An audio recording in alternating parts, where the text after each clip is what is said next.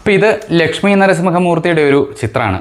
ഇപ്പോൾ ഈ ഒരു പല രീതിയിലുള്ള ലക്ഷ്മി നരസിംഹമൂർത്തിയുടെ ചിത്രങ്ങൾ നിങ്ങൾ കണ്ടിട്ടുണ്ടാവും. പക്ഷേ ഈ ഒരു ചിത്രത്തിന് ചില പ്രത്യേകതകളുണ്ട്.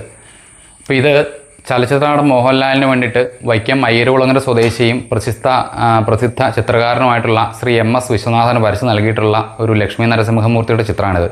അപ്പോൾ അദ്ദേഹത്തെക്കുറിച്ച് പറയുകയാണെങ്കിൽ നമ്മളിന്ന് കാണുന്ന വൈക്കത്തപ്പൻ്റെയും ചോറ്റാനിക്കര ഭഗവതിയുടെയും മൂകാംബികാദേവിയുടെയും ശബരിമല ശാസ്താവിൻ്റെയൊക്കെ പല ചിത്രങ്ങളും ഇദ്ദേഹം വരച്ചതാണ്.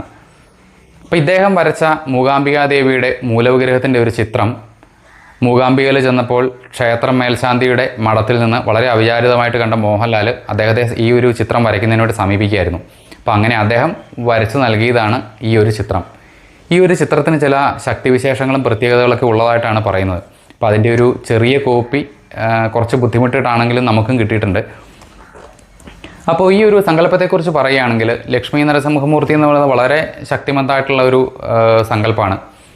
നമ്മൾ സാധാരണ കണ്ടു പരിചയിച്ചിട്ടുള്ള ആ ഒരു കഥ എന്ന് പറഞ്ഞു കഴിഞ്ഞാൽ പ്രഹ്ലാദൻ്റെ പ്രാർത്ഥനയെ തുടർന്ന് തൻ്റെ ഭക്തൻ്റെ രക്ഷയ്ക്കായിട്ട് അതിരൗദ്രതയോടെ കോപാകുലനായി തൂണ് പിളർന്ന് പ്രത്യക്ഷപ്പെട്ട അവതരിച്ച നരസിംഹമൂർത്തി ഹിരണ്യകശിപുവിനെ തൻ്റെ മടിയിലിരുത്തി തൻ്റെ കൂർത്തുമൂർത്ത നഖങ്ങൾ കൊണ്ട് മാറ് പിളർന്ന് വധിക്കുന്നതായിട്ടാണുള്ള ആ ഒരു കഥ നമ്മൾ മനസ്സിലാക്കിയിട്ടുള്ളത്.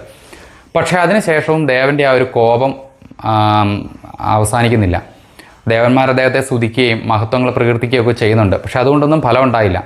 ഇത് ലോകത്തിന് അപകടമാവുമെന്ന് മനസ്സിലാക്കിയ ദേവന്മാർ ലക്ഷ്മി ദേവിയെ സമീപിക്കുകയും അങ്ങനെ ദേവന്മാരുടെ അപേക്ഷപ്രകാരം തൻ്റെ പതിയുടെ മുൻപിലെത്തിയ ലക്ഷ്മി ദേവി അങ്ങയുടെ പ്രവൃത്തികളാൽ ഭക്തൻ്റെ രക്ഷയും ലോകത്തിന് സമാധാനവും ഉണ്ടായി എന്നും ഇനിയെങ്കിലും അങ്ങ് ശാന്തനാവണമെന്നും പ്രാർത്ഥിച്ചു. തൻ്റെ പ്രിയ പത്നിയുടെ വാക്കുകൾ കേട്ട നരസിംഹമൂർത്തി ശാന്തനാവുകയും ക്രമേണ അദ്ദേഹത്തിൻ്റെ രൂപവും ഭാവവും സൗമ്യമായി തീരുകയും ചെയ്തു. ഇതാണ് ഈ ഒരു ചിത്രത്തിന് പിന്നിലുള്ള ഈ ഒരു ചിത്രത്തിൻ്റെയും ഈ ഒരു സങ്കല്പത്തിൻ്റെയും പുറകിലുള്ള ആ ഒരു കഥ. അപ്പോൾ ഈ ഒരു ചിത്രം കിട്ടിയപ്പോൾ അതിൻ്റെ ഒരു പ്രത്യേകതകളൊന്ന് പറഞ്ഞു എന്ന് മാത്രം.